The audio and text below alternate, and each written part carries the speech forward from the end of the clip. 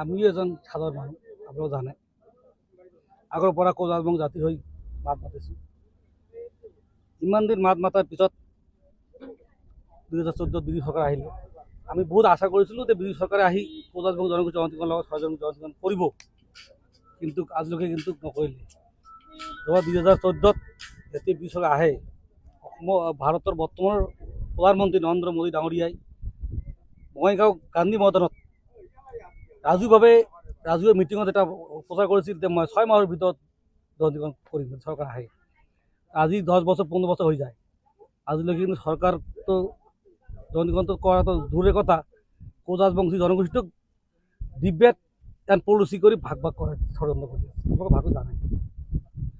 এইকাৰণে আমি এইবাৰ মই ছাত্ৰ সংগঠন এৰিছোঁ আৰু ভাৰতীয় জাতীয় কংগ্ৰেছত যোগদান কৰাৰ পিছত ভাৰতীয় জাতীয় কংগ্ৰেছ হাইকমাণ্ডে মোক টিকেটটো প্ৰদান কৰিছে। কৰাৰ পিছত আমি কোচ ৰাজবংশীৰ লগতে বিভিন্ন জনগোষ্ঠীৰ ঘৰে ঘৰে যাই আমি অনুৰোধ কৰি আছোঁ যে কংগ্ৰেছ চৰকাৰ এবাৰ আহিলে প্ৰথম লক্ষ্য হ'ব জনজাতিকৰণ। আৰু মই যদি ইয়াৰ পৰা বিদায় হৈ যাওঁ, প্ৰথমে কেবিনেটতে মই এইটো কোচ ৰাজবংশীৰ লগত 6 জনজাতিকৰণৰ প্ৰস্তাৱটো মই প্ৰথমে কৰিম। আপোনালোকে জানে ইমান দিন 5 বছৰ যোৱা 5 বছৰ আমাৰ প্ৰাক্তন বৰ্তমান বিধায়ক অশ্বিনী চৰকাৰ কিন্তু আছিল। আজিলৈকে কিন্তু তেওঁ কিন্তু 5 বছৰ এবাৰো কিন্তু কোচ ৰাজবংশী জনজাতিকৰণ কৰাৰ কথা নক'লে। আমি কোচ ৰাজবংশী ছাত্ৰ সংঘৰ পৰা অহা, আমাৰ তেজ ৰাজবংশীত আছে, তেওঁৰ তেজ ৰাজবংশী নহয়। এইকাৰণে আমি প্ৰথমতে ৰাজবংশীৰ হৈ মাতাটোৱে আমাৰ লক্ষ্য, লগতে বিভিন্ন জনগোষ্ঠীক লৈ আমি আগে যোৱাটো লক্ষ্য।